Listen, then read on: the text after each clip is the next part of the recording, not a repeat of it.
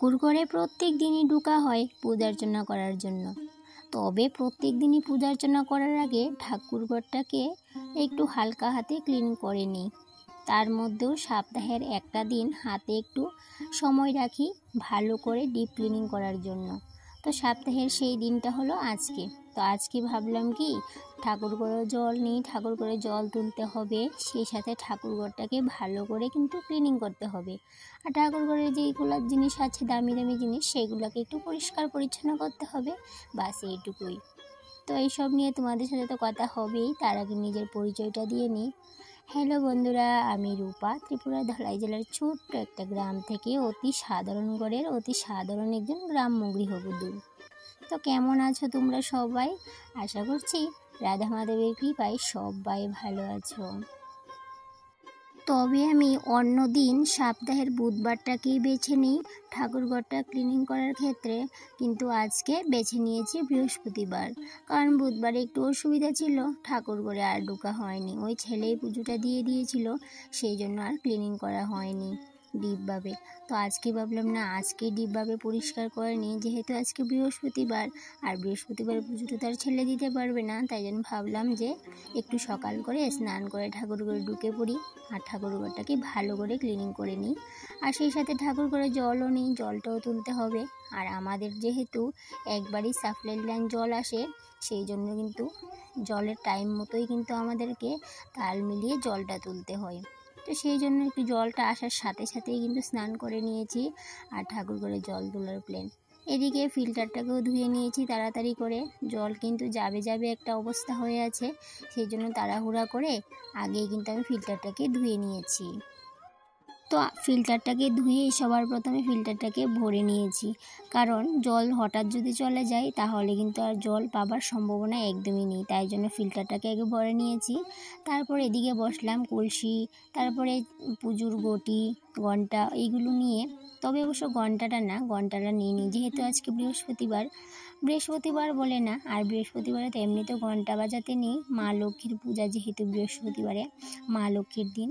তো আজকে ঘণ্টাটা আমি এমনিতে মেজে রাখতাম, কিন্তু যেহেতু আমার হাতের প্রবলেম, গতকালকে রাতে হাতে গরম চা পড়ে গিয়েছিল, তো সেই জন্য কিন্তু ডান হাতটা একটু হালকা ঠসার মতো উঠে গেছে, লাল হয়ে আছে, সেই জন্য কিন্তু বাসনগুলোকে ভালো করে মাজতে পারছিলাম না, সেই জন্য হাত দিয়ে কিন্তু বাসনগুলোকে মেজে নিয়েছি।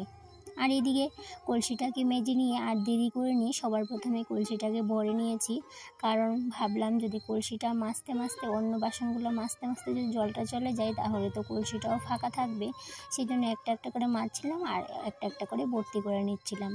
আর এদিকে তারপর নিয়ে বসলাম ঘটিটা। তো ঘটিটাকে একটু ভালো করে তেঁতুল দিয়ে, সার্ফ দিয়ে, বালি দিয়ে মেজে নিচ্ছিলাম, কারণ আমি তেঁতুল দিয়েই পিতলের বাসনগুলোকে পরিষ্কার করি। তবে অবশ্য ভাবছিলাম যে পিতাম্বরী নিয়ে আসবো, কিন্তু ওই নিয়ে আসবোই ভাবছিলাম, নিয়ে আর আসা হয়নি। আজকে পিতলের বাসনগুলোকে ঠিকভাবে পরিষ্কার করতে পারিনি, যেহেতু আমি বাঁ হাতে বাসনগুলোকে মেজেছি, কিন্তু যদি ডান হাতে একটু ভালো করে বাসনগুলোকে মাজতাম তাহলে কিন্তু একদম ঝিকঝিক করতো। আর এদিকে ধূপদানিটাও কিন্তু মাজা হয়নি, যেহেতু হাতটা ভালো না, তাই জন্য ধূপদানি, ঘণ্টা এগুলোকে আর মাজতে পারিনি। এই যে এগুলাই মাজলাম, কলসি, ঘটি, তারপরে এই জলসংখ্যের যে একটা ত্রিপতি সেটা মাজলাম, তাও অনেক কষ্ট করে। তো এদিকে বালতিটাও পরিষ্কার করে ধুয়ে নিয়েছি, জল তুলতে হয়েছিল, কলসিটাও মেজে নিয়েছিলাম। আর সেই সাথে ফিল্টারটাও কিন্তু পুরোটা পরিষ্কার করতে পারিনি, ফিল্টারের উপরের অংশটাকেই পরিষ্কার করেছিলাম, যেহেতু হাতটা ভালো না সেই জন্য। আর এইদিকে এই যে শঙ্খটা যেহেতু বৃহস্পতিবারে বাজাবো, সেই জন্য আগেই জল দিয়ে বালতির মধ্যে একটু সময় রেখে দিলাম, তাতে করে কিন্তু শঙ্খটা ভালো কিন্তু আওয়াজ করবে, সেই জন্য। আর এমনিতে শঙ্খটা আমি একটু কমই বাজাতে পারি, সেই জন্য কিন্তু আরও জলের মধ্যে রেখে দিলাম কিছুক্ষণ সময়, যদি ভিতরে কিছু থাকে তাহলে কিন্তু ক্লিয়ার হয়ে যাবে, বার হয়ে যাবে। আর এদিকে তারপর চলে আসলাম ঠাকুর ঘরে। তো ঠাকুর ঘরে প্রথমে আসিনি, কারণ জলটা যদি চলে যায়, সেই কারণে প্রথমে বাইরে ঠাকুর ঘরের বাসনগুলো মেজে নিয়েছিলাম, তারপরে জল তুলে নিয়েছিলাম। এখন ঠাকুর ঘরে চলে আসলাম, ঠাকুর ঘরের সমস্ত কিছু পরিষ্কার করে নেব। এই র্যাকটাকে দেখতেই পেয়েছো প্রথমে যে এলোমেলো হয়ে আছে। যেহেতু সপ্তাহের 2-3 দিন ছেলেও পুজো দেয়, আমিও দিই, তবে সব দিন তো আর গুছানো ওঠে না, কারণ তাড়াহুড়োর মধ্যে কাজ করা হয়। তো সপ্তাহে একটা দিন অন্তত ঠাকুরঘরকে সময় দিই, ঠাকুরঘরকে একটু ভালো করে ক্লিনিং করি। আর যেহেতু ঠাকুরঘরে ঝাড়ু ঢুকাতে নেই, সেই জন্য ঠাকুরঘরটা ক্লিন করতে একটু সময় লাগে। আর ঠাকুরঘরে যেহেতু ঝাড়ু ঢুকাতে নেই, তাই জন্য আমি কিন্তু একটু অন্যরকমভাবেই ঠাকুরঘরটাকে ক্লিন করি। উপরের তাকটাকে পরিষ্কার করে গুছিয়ে নিয়েছি, এবার 2 নম্বর তাকটাকেও কিন্তু কাপড়গুলোকে সরিয়ে একটু ঝাড়ামোছা করে নিয়েছি। তারপর 3 নম্বর তাকটাকেও পরিষ্কার করে নিচ্ছি। জানো বন্ধুরা, র্যাকটাকে নিয়েছিলাম অনলাইন থেকে, তবে মনে হয় আমাকে ঠকিয়ে দিয়েছে, একটু বেশি দামটা নিয়েছিল। প্রথমে ভেবেছিলাম র্যাকটা অনেকটাই বড় আসবে, কিন্তু যখনই আসলো বাড়িতে পার্সেলটা দিয়ে গেল, খুলে দেখি র্যাকটা না অনেকটাই ছোটো। তো দামটাও কিন্তু সেই আন্দাজে একটু বেশি হয়ে গেছিলো। তো যাই হোক, এখন থেকে কিন্তু র্যাক কেনার যদি কোনো দিন প্ল্যান থাকে, আমি কিন্তু আর অনলাইন থেকে নেব না, ডাইরেক্ট কিন্তু অফলাইনে কিনে নেব। র্যাকটাকে তো গুছিয়ে নিলাম, তবে নিচের তাকটা গুছানো হয়নি। এই যে একটু পরে গুছিয়ে নেব, ঘরটাকে আগে ক্লিন করে নিই। তো যেহেতু ঠাকুর ঘরে ঝাড়ু ঢুকাতে নেই, সেই জন্য আমি কিন্তু এইভাবেই পরিষ্কার করি। একটা কাপড়ের টুকরা নিয়ে নিই, তারপর এইভাবে করে আলতু হাতে ঘষে ঘষে যত ময়লা আছে সমস্ত ময়লা কিন্তু বার করি। এই যে ঝাড়ু কিন্তু ঢুকাতে নেই ঠাকুর ঘরে, আমি শুনেছিলাম গুরুজনদের মুখে, তারপর কিন্তু ঠাকুর ঘরে আমি আর কোনো সময় কিন্তু ঝাড়ু ঢুকাইনি। সেই জন্য কিন্তু আমি প্রত্যেক দিনই কিন্তু এইভাবে একটা শুকনো কাপড় নিয়ে নিই, তারপরে ভালো করে ঘষে মেজে যত ময়লা নোংরা আছে সমস্ত কিছু ভার করে দিই। তারপরে ঘরের সমস্ত কিছু জিনিস সরিয়ে সরিয়ে ভালো করে মুছে নিই। তবে সপ্তাহে একটা দিনই আমি এই কাজটা করি, আর না হলে অন্য দিন কিন্তু সমস্ত জিনিসপত্র সরিয়ে মোছা হয় না। এই যে সামনের জায়গাটা মুছে পুজোটা দিয়ে দিই। তবে সপ্তাহে একটা দিন যখন 1 থেকে 1.5 ঘন্টা হাতে সময় নিয়ে ঠাকুর ঘরে ঢুকি, তখন কিন্তু সমস্ত কিছু পরিষ্কার করি, সেই সাথে কিন্তু কাপড় চোপড়ও ধুয়ে পরিষ্কার করে নিই ঠাকুর ঘরের। আর সপ্তাহে তো একটা দিন ঠাকুরের কাপড় চোপড়ও চেঞ্জ করতে হয়, প্রত্যেক দিন না পারলেও সপ্তাহে একটা দিন অন্তত ঠাকুর ঘরের কাপড় চোপড় চেঞ্জ করার চেষ্টা করি। আর এদিকে দেখো, এই পর্দাগুলোকেও ভেবেছিলাম আজকে ধুয়ে দেব, কিন্তু আর সময়ের অভাবে এই পর্দাগুলোকে ধুতে পারলাম না।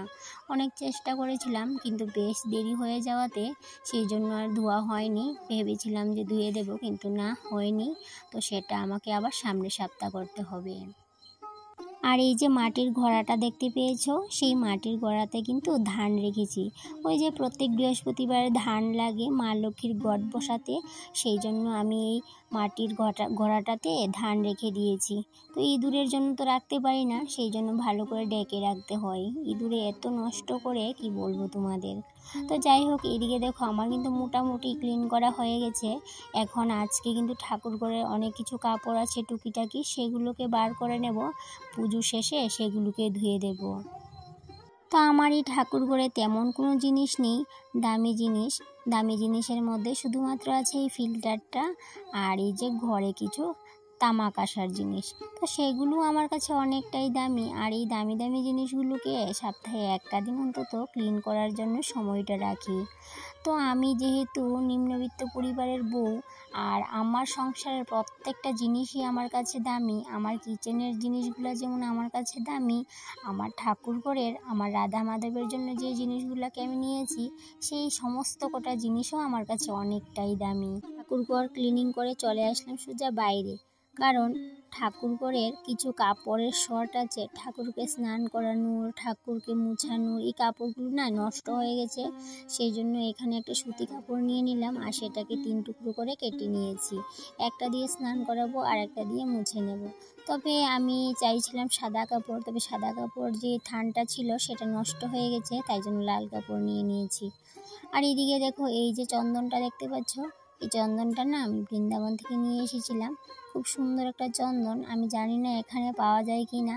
তো এই চন্দনটা নিয়ে এসেছি, প্রায় 2 বছর হয়েছে, এখনও আমি যত্ন করে রেখে দিয়েছি। আর এই চন্দনটার না এত সুন্দর স্মেল, এই স্মেলটা জানি না কতদিন থাকবে, কারণ দিন হয়ে গেলে হয়তো বা স্মেলটা চলেও যেতে পারে, কিন্তু না, এই 2-3 বছরে কিন্তু এখনও স্মেলটা নষ্ট হয়নি। আর এইদিকে যে বাইরে দেখলে কাপড়গুলো রেখে দিলাম, সেগুলো আমি পুজো দিয়ে তারপর কিন্তু ধুয়ে দেব। কারণ পুজোটা আগে দিয়ে দিই, তারপরে কাপড়গুলো ধুয়ে দেব, যেহেতু কাপড়গুলো খুবই হালকা পাতলা, চট করে কিন্তু শুকিয়েও যাবে। আর এদিকে দেখো কিছু ফল ছিল, এই ফলগুলোকে বার করে নিলাম পলিথিন থেকে, নষ্ট হয়ে যাবে বলে। আর এদিকে দেখো কাজ করতে করতে মা লক্ষ্মীর গড়টাই উঠাতে আমি ভুলে গেছিলাম, যেহেতু আজকে মা লক্ষ্মীর গড় নতুন করে আবার পাততে হবে। আর এদিকে আমি কাজ করতে করতে মা লক্ষ্মীর গড়টা তুলতে ভুলেই গেছিলাম, তাই এখন সমস্ত কিছু সেরে আবার মা লক্ষ্মীর গড়টা তুলে নিয়ে আসলাম, তাও জোগাড় দিয়ে। তা আমরা কিন্তু মা লক্ষ্মীর গড় যখনই নিয়ে আসি মা লক্ষ্মীর সামনে থেকে, তখন কিন্তু জোগাড় দিয়ে সরাতে হয়। তো জোগাড় দিয়ে আমি মা লক্ষ্মীর গড়টা নিয়ে আসলাম, নিয়ে এসে ধুয়ে নিয়েছি। তারপর ঘন্টাটাকে প্রথমে ভেবেছিলাম মাজবো না, পরে ঘন্টাটাকে একটু মেজে নিয়েছিলাম। আর তারপর সমস্ত বাসন কুসন মেজে আম পাতা, তুলসী পাতা, দূর্বা সমস্ত কিছু তুলে নিয়েছি। আর এদিকে এই প্রদীপটাকে ধুয়ে নিয়ে আসলাম। এখন প্রদীপটা জ্বালিয়ে ধূপ জ্বালিয়ে তারপর কিন্তু পুজোর আয়োজনটা করব। আর হ্যাঁ বন্ধুরা, তোমরা আরেকটা জিনিস খেয়াল করেছো কিনা জানি না, আমি যখন দূর্বাগুলোকে তুলে নিয়ে এসেছিলাম, দূর্বার আগাগুলো কিন্তু ছিঁড়ে ফেলে দিয়েছি। কারণ আমি আমার মায়ের মুখ থেকে শুনেছি যে দূর্বার আগা নাকি ছিঁড়ে ফেলে দিতে হয় পুজোর আগে, না হলে নাকি পুজোতে লাগে না। তো তখন থেকেই কিন্তু আমি যখনই দূর্বা তুলি তখনই কিন্তু দূর্বার আগাগুলোকে ছিঁড়ে ফেলে দিই। ওই যে মা সীতা যখন অভিশাপ দিয়েছিল দূর্বাকে, তখন থেকে নাকি এই যে দূর্বার আগা ছিঁড়ে তারপরে পুজোতে লাগাতে হয়। মা সীতা দুর্বাকে কেন অভিশাপ দিয়েছিল সেটা অবশ্য কিছুটা আমি জানি, শুধু দুর্বাকে না, দুর্বাকে তারপর আরও কাকে কাকে অভিশাপ দিয়েছিল সেটা অবশ্য জানা আছে, কিন্তু সম্পূর্ণটা যেহেতু আমি ঠিকভাবে জানি না, তাই তোমাদের কাছে আর শেয়ার করতে পারলাম না। কারণ সম্পূর্ণটা না জেনে শেয়ার করা ঠিক না কারোর সাথে। এই যে একটা কথাই আছে যে না জেনে বুঝে কাউকে দোষারোপ করা ঠিক না, এই বিষয়টাও কিন্তু ঠিক একই রকম। এদিকে মোটামুটি আমার পুজোর আয়োজন কমপ্লিট হয়ে গেছে, এখন শুধুমাত্র ফলটা বানিয়ে তারপরে কিন্তু পুজোটা কমপ্লিট করে নেব। আর আজকে ধূপটিতেও কিন্তু ধূপ জ্বালাবো, কারণ বৃহস্পতিবারে যদি ধূপ না জ্বালাই আমার একদমই ভালো লাগে না, ধূপকাঠি দিয়ে আমার ঠিকভাবে মনটা ভরে না। যেদিনই আমি ধূপকাঠি দিয়ে পুজো দিই আমার কিন্তু মন ভরে পুজো দেওয়া হয় না, আর যেদিন ধূপটি জ্বালিয়ে আমি পুজো দিই সেদিন কিন্তু আমার খুব ভালো লাগে। আর আমি প্রতিনিয়তই চেষ্টা করি ধূপ জ্বালিয়ে পুজো দেওয়ার, কারণ ধূপটা জ্বালালে না এত সুন্দর সুগন্ধি আসে, মনে হয় কি পুজোটা কমপ্লিট হয়েছে। তবে প্রত্যেক দিন হয়ে ওঠে না, অনেক দিন এতটা তাড়াহুড়া থাকে সেদিন কিন্তু আর ধূপটা জ্বালানো হয়ে ওঠে না।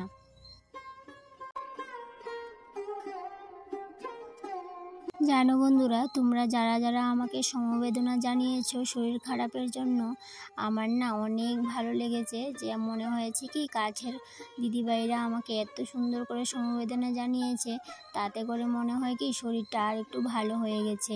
তো আমার কিন্তু আসলে শরীরটা এখনও ঠিকভাবে ভালো হয়নি, ওই যে ডক্টর দেখিয়ে আসলাম, ওষুধগুলা খাচ্ছি, কিন্তু এই যে 2 থেকে 3 দিন ওষুধটা যখন খাচ্ছিলাম তখন কিন্তু আরও বেশি অসুস্থ হয়ে গেছি। এখন কিন্তু 2-3 দিন ধরে কিন্তু আমি প্রচণ্ড ঘুমাচ্ছি, মানে সারাদিন বলতে পারো ঘুমাচ্ছি, কোনো কাজকর্মের কোনো ঠিক ঠিকানা নেই। এখন যদি কাজ করি তখন ঘুমিয়ে থাকি, কাজ করতে করতে ঘুমিয়ে থাকি, আমার এমন অবস্থা হয়েছে কি বলবো। বাধ্য হয়ে আমি ওষুধগুলোকে ছাড়তে হয়েছে।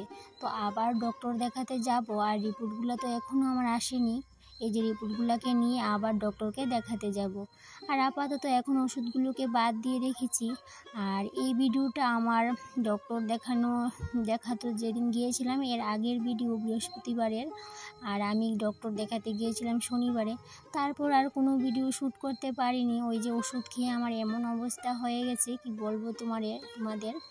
তো যাই হোক, তারপর আর ভিডিও শ্যুট করা হয়নি। তো এই যে দেখো, আমি যে বলছিলাম হাতে সেদিন গরম চা পড়েছিল, এই যে হাতটা কীরকমভাবে লাল হয়ে আছে আঙ্গুলগুলো। আর সারাক্ষণ মানে কি বলবো, এত কষ্ট পেয়েছি 3 থেকে 4 ঘন্টা যখনই গরম চাটা নামাতে গিয়েছিলাম, আর হাতে কিন্তু সম্পূর্ণ চা পড়ে গেছিলো। তো যাই হোক, এই যে জানি না কেন এত বিপদ আসছে কিছুদিন ধরে, এত শরীর খারাপ, তার মধ্যে আবার এই অবস্থা। আর এদিকে কথা বলতে বলতে পুজো দিয়ে সোজা চলে আসলাম রান্নাঘরে তো এমনিতে রান্নাবান্না হয়ে গেছে, কিন্তু এই যেহেতু বড়া করব, আর বড়া করলে তো ভাতটা যদি সকালবেলা রান্না করে রাখতাম তাহলে বড়া করলে তো একদমই ভাল লাগতো না। তাই জন্য সমস্ত কিছু করে নিয়েছিলাম, কিন্তু এই যে বড়া আর ভাতটা করা হয়নি। ভেবেছিলাম পুজো দিয়ে এসে করব, সেই জন্য পুজো দিয়ে সোজা চলে আসলাম রান্নাঘরে। এসে সবার প্রথমে পুঁই শাক পাতাগুলোকে কেটে নিয়েছি, তারপরে এই যে বড়াগুলো বেজে নেব, আর তার সাথে বেজে নেব শুকনো লঙ্কা। আর গরম গরম ভাত তো বসিয়ে দিয়েছি, একদিকে ইন্ডাকশনে ভাতটা বসিয়ে দিলাম, আর একদিকে এই যে বড়াগুলোকে বেজে নিচ্ছি। আর এমনিতে আমার সকালবেলা বাকি রান্নাগুলো হয়ে গেছিলো। তো যাই হোক বন্ধুরা, তোমাদের সাথে অনেক গল্প হলো, অনেক কথা হলো। তাহলে আজকের ভিডিওটা এই পর্যন্তই থাক, আবারও দেখা হবে পরবর্তীতে।